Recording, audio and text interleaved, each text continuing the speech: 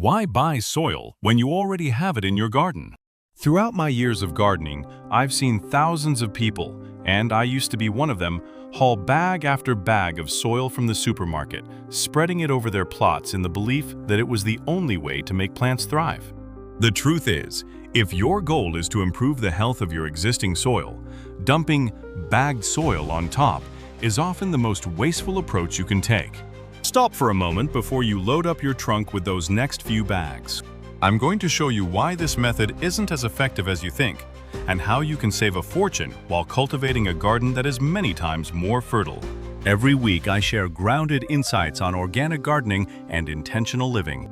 Hit subscribe to ensure you're getting authentic, earth-first advice you can actually trust, straight to your feed.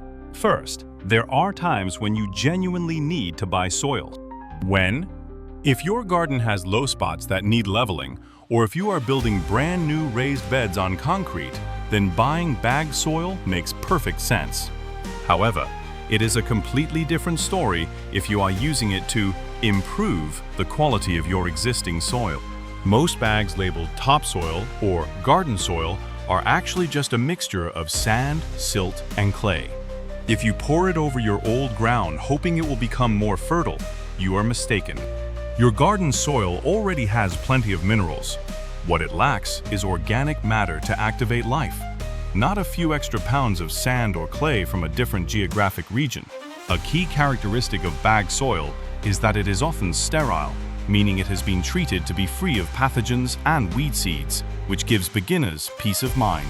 However, this process also unintentionally wipes out beneficial microorganisms.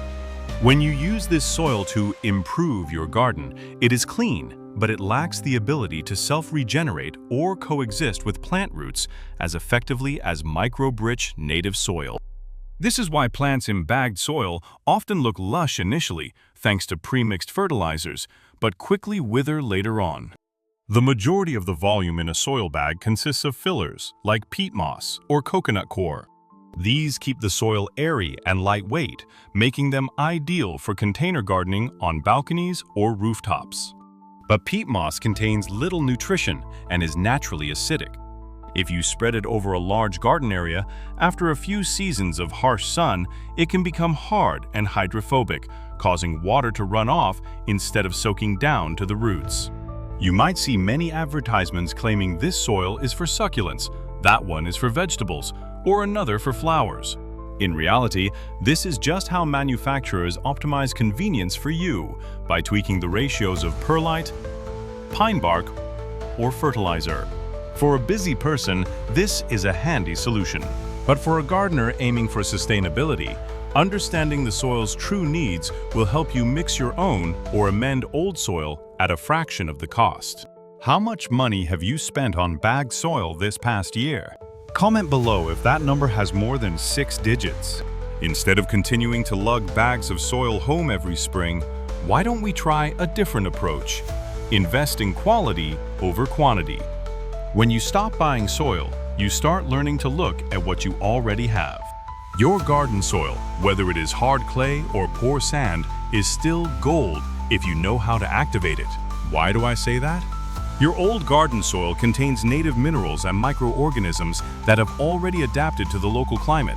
Instead of throwing it away and replacing it with a bag of stranger soil, your job is to feed it. What the soil needs isn't new volume, but life. A handful of good soil isn't measured by weight, it's measured by the billions of microorganisms working inside it. Once I understood this, I began the process of rebuilding my garden without spending a single cent.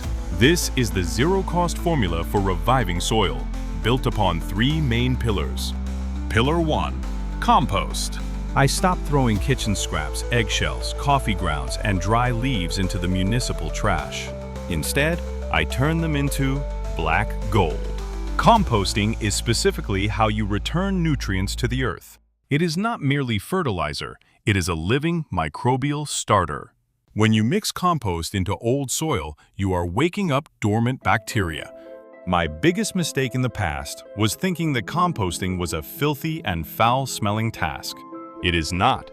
If you master the green and brown formula, It will smell as fresh as the earth after the first rain of the season.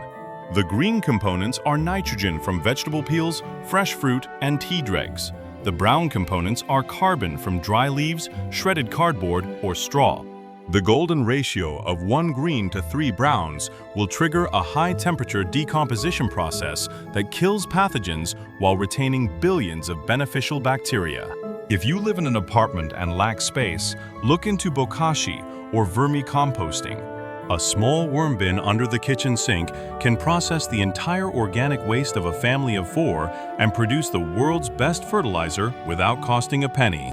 This is how you create the capital to enrich your old soil base. Pillar 2. Mulching. If you leave soil naked under the sun, direct sunlight with intense UV rays will cook the entire microbial layer on the surface, which are the most important workers processing nutrients. There are 3 reasons to maintain a mulch layer. First is temperature regulation. In summer, mulch soil is up to 10 degrees Celsius cooler than bare soil. In winter, it keeps the roots warm. When the temperature is stable, the microbial system can work 24/7 instead of having to take shelter deep underground. Second is natural moisture retention. You will reduce watering by 70 to 80%. Water is not wasted through evaporation, but is held under the mulch, slowly permeating the soil. Third, and most importantly, mulch is food. So, what should you use for mulch? Dry leaves are the most abundant carbon source. I collect fallen leaves, crush them, and spread a layer 5 to 10 centimeters thick. Straw or grass clippings. If you mow your lawn, do not throw them away. Let them wilt slightly and then cover the base of your plants. Grass clippings are high in nitrogen. As they decompose, they provide direct protein to the soil. Alternatively, use cardboard. For areas with too many weeds, I lay down a layer of cardboard before covering it with dry leaves. This method kills weeds without needing herbicides. As this mulch decomposes, it creates a layer of extremely fertile humus. This is where earthworms come to nest. Worms will eat the surface mulch, burrow deep down, and leave behind worm castings, the world's best fertilizer, right at your plant's roots. You don't need to fertilize, the worms will do it for you. Pillar 3. Restructuring old soil. Do not till or dig when the soil is compacted, as doing so destroys the natural structure and the soil's precious symbiotic fungal networks. Instead of using human strength, I use biological plows and the organic sandwich technique. For hardened ground, I sow seeds of green manure crops like soybeans, clover, or radishes. Their powerful root systems will naturally pierce through compacted soil layers, creating air and water channels that no shovel can replicate. When the plants grow, I simply cut the stalks to use as mulch, leaving the root systems to decompose directly within the earth, forming pockets of valuable organic nitrogen. For potted soil, I apply the lasagna method. Instead of replacing the soil, I only need to lightly loosen the surface, spread a 5-centimeter layer of compost, and cover it with a layer of dry leaves. After just a few rains or waterings, the microbes from the compost will bind the old soil particles back into a porous, oxygen-rich structure. This method transforms old soil from a mass of dead matter into a self-recovering, living entity, helping you maximize cost savings while maintaining a sustainable, fertile soil base for years. Beyond these 3 pillars, you can establish a long-term energy reserve system for your garden using the Hügelkultur method, a zero-cost soil revival technique focused on building a foundation from deep below. Instead of discarding dry branches, rotting logs, or bulky banana stems, stack them as the bottom layer of your planting beds. As these logs gradually decompose over the years, they not only release carbon and minerals slowly, but also have an excellent capacity to soak up rainwater, helping maintain moisture for plant roots even during the driest months without frequent irrigation. The combination of a rotting wood core below and an organic sandwich on top will trigger the powerful growth of symbiotic fungal networks, turning the most stubborn patches of earth into a living entity capable of self-heating and self-aerating. This is the perfect piece of the puzzle to complete the soil revival cycle. Compost provides immediate nutrition. mulch serves as a surface shield, and Hügelkultur acts as the sustainable resource, helping your garden operate stably on its own for decades with absolutely no investment cost. What are the results after several years of stopping the purchase of soil?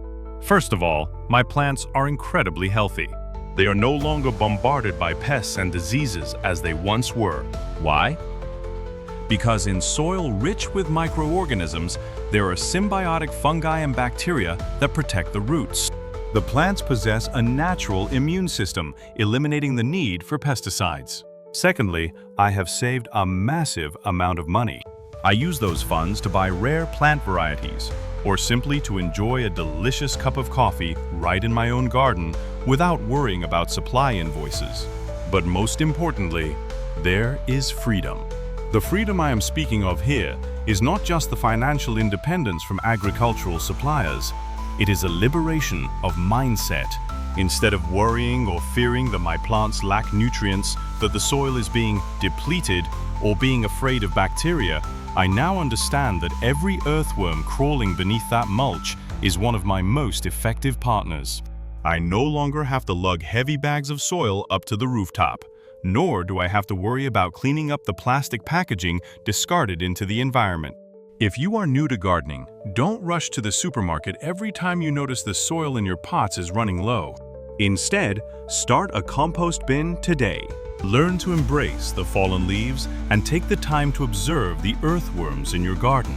I hope the tips I have shared can help you save time and money, but most importantly, help you find true joy in nurturing your plants. If you found this video helpful, please share it with your friends. I look forward to seeing you again in the next videos.